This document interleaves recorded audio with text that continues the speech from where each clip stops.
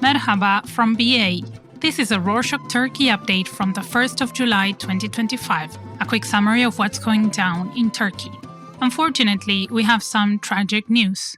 On Sunday the 29th, a forest fire broke out between Menderes and Seferihisar districts in the western city of Izmir.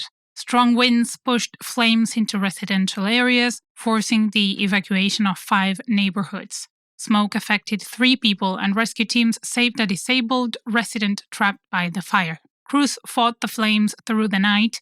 On Monday the 30th, when the winds slowed down, firefighters launched 4 planes and 14 helicopters. The fire destroyed around 50 homes in Seferihisar. While there were no deaths, wildlife didn't escape the damage.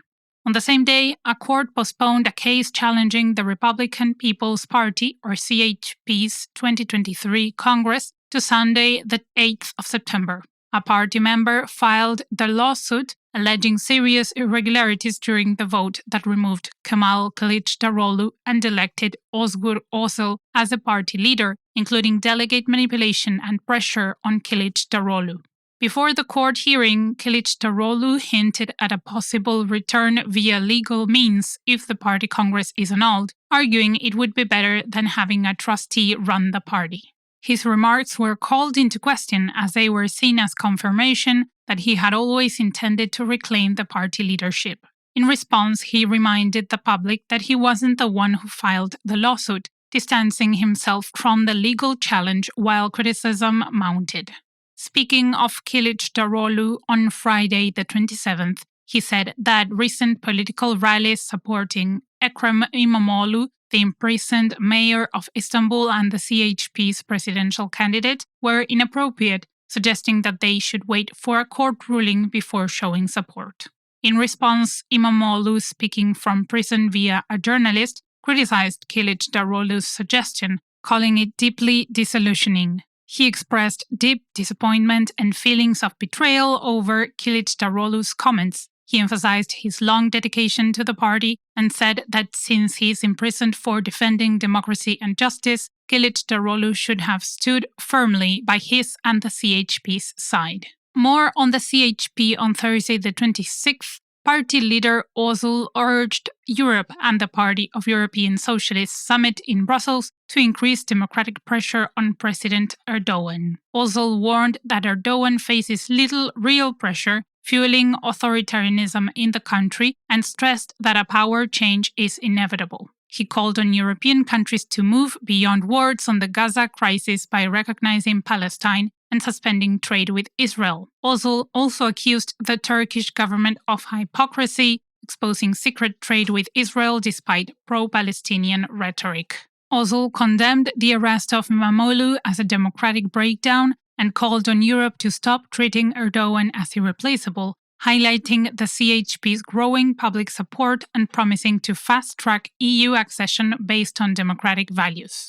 Meanwhile, on Sunday the 29th, columnist Sedat Bozkurt wrote that back in 2013, President Erdogan, then Prime Minister, began packing up his office during anti-corruption operations known as the 17 to 25 December operations. Bozkurt reported that Efkan Ala, his then chief advisor, stopped him and promised they would push back the operation. The operation, led by prosecutors and police linked to the Gulen movement, accused of the 2016 coup attempt, targeted senior officials and ministers from the ruling Justice and Development Party, or AKP, including Erdogan. It accused them of bribery, money laundering, and smuggling. Evidence included wiretaps and marked cash found in homes.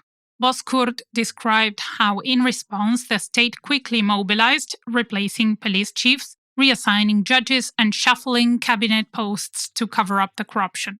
He argued the investigations turned into a power struggle as state institutions sided with Erdogan over the prosecutors. On Monday, the 1st of July, news outlet Sözcü reported on renewed allegations against Semih Aktekin, the rector of Nevşehir Hacı Bektaş Veli University, who reportedly used his position to benefit his wife, Banu Aktekin.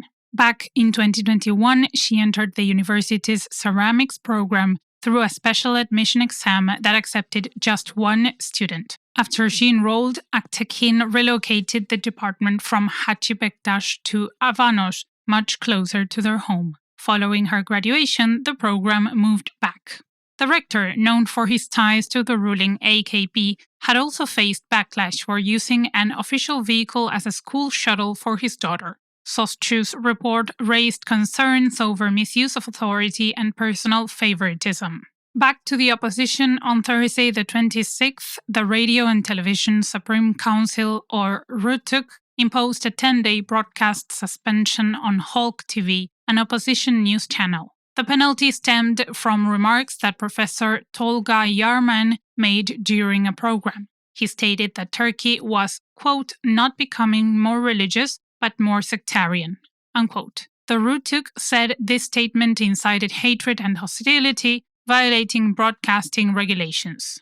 In response, a member of the RTÜK board from the CHP criticized the decision, warning that this suspension could pave the way for the revocation of licenses for Halk TV and other opposition channels, such as Tele 1 and Soschu TV. He argued that interpreting political criticism as incitement to hatred undermines freedom of expression and aims to silence dissenting voices. On Saturday the 28th, police surrounded a gathering organized by the Workers' Party of Turkey in Istanbul. They ordered attendees to disperse, but when people tried to leave, the police blocked all exits and trapped them inside. During the event, officers detained dissident journalist Irfan Değirmenci and 41 others. The next day, authorities released all detainees. However, they placed 13 people, including Değirmenci, under judicial control, enforcing travel bans and requiring regular check-ins. These arrests were put into question, with many calling them scare tactics. Değirmenci shared on social media that these actions would not stop their fight for justice and freedom. On another note, on Thursday the 26th, the Scientific and Technological Research Council of Turkey announced the 2236A Co-Circulation 3 program, a new 3-year initiative to bring experienced researchers back to Turkey.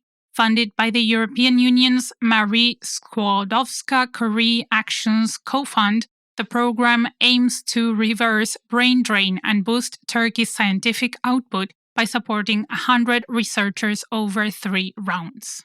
The first call will open on the 1st of September this year for 33 researchers, followed by the second call on the 3rd of August 2026 and the final call on the 1st of July 2027. Researchers will receive a monthly salary of almost 4,000 euros. The program welcomes both Turkish and international applicants. On to some statistics. On Tuesday the 1st, the Turkish Statistical Institute reported that the country's monthly unemployment rate dropped by 0.2% in June, hitting a little over 8%.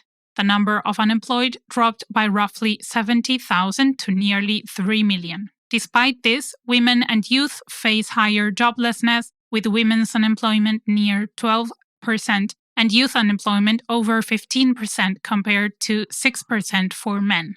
The overall employment rate reached about 49%, but only 1/3 of women participate in the labor force compared to 2/3 of men. The underutilized labor force, which includes unemployed people, part-time workers seeking more hours, and discouraged job seekers, remains high at around 30%, showing that many people's work potential is still untapped. And to wrap up this edition, here's a quick reminder for the holders of Turkish driver's licenses. On the 1st of August, only chip-based driver's licenses will be accepted in the country. The Interior Ministry stated that old-style licenses, which the country switched from back in 2016, will be valid until the 31st of July and warned drivers to renew early to avoid long lines.